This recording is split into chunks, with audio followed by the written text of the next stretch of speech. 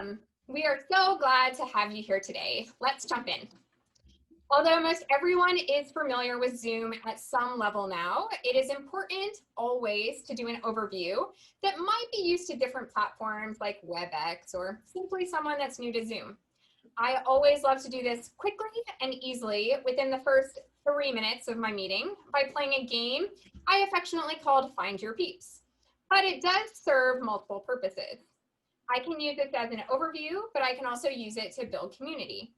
So right now, I'm going to use it as an overview so I can find out more about who's in my meeting today with questions that help me to better facilitate the rest of the session. So if I was facilitating this, it would go like this. Welcome everyone. I wanted to start off our session today with a game called Find Your Peeps. I will ask you a series of questions, and if your answer is option A, then please leave your video camera on. If your answer is option B, you will turn your video camera off. So as an overview, if you're on a laptop or Chromebook, you will hover your mouse over the bottom left-hand corner of the screen. You'll see a video camera button that says on and off. You'll use that to turn your video on and off. Also, in the top right corner of Zoom, you'll see an option that says speaker view or gallery view. Speaker view highlights the speaker that's talking really large on your screen, which would be me right now. But the gallery view shows those side-by-side Hollywood square tiles. This game is best played with gallery view on, so if you want, I would suggest to switch to that right now. If you're on a cell phone or tablet, you can toggle on and off your video by pressing the video button in the bottom left of your screen. However, you have to swipe in order to see everyone's pictures that are on.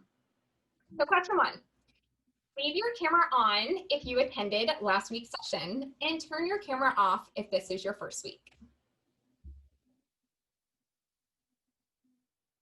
Awesome, lots of repeats. Good, that means there's some good content. Awesome, and welcome to everyone that is new.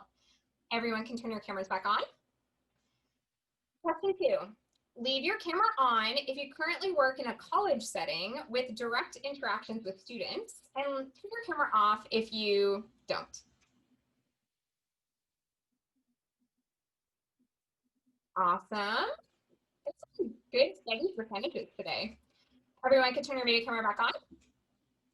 Question 3. Leave your camera on if you are currently in a position where you train other people or students about how to run online meetings, and turn your camera off if you do not train other people.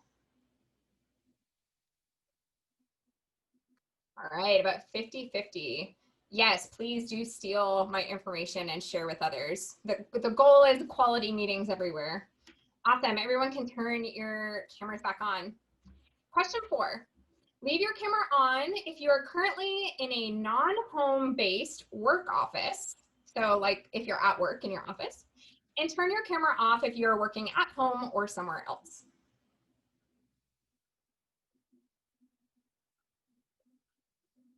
All right. You can turn your cameras back on.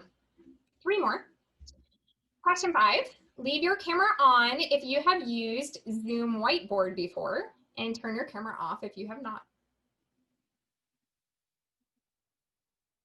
Awesome, about 60%, 40%. Can turn your cameras back on. Leave your camera on if you are on a laptop, and turn your camera off if you are on a mobile device, tablet, or if you're on a Chromebook. Awesome. Okay, you can turn it back on. And last question, the trick one.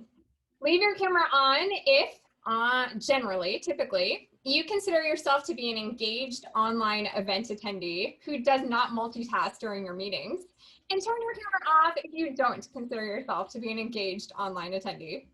Be honest. I got all the cameras going off. Look at that. Oh my goodness.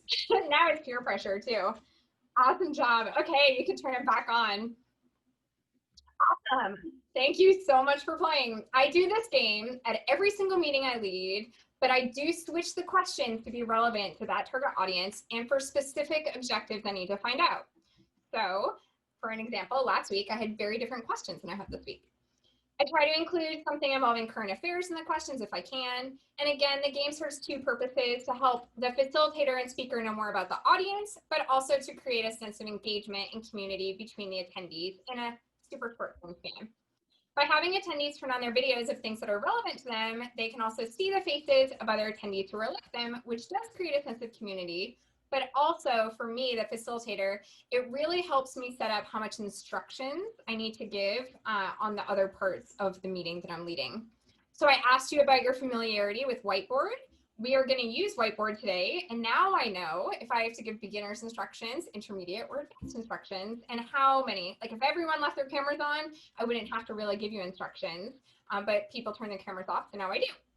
So this way, this game has a variety of uses, and it's quick, easy, and very effective.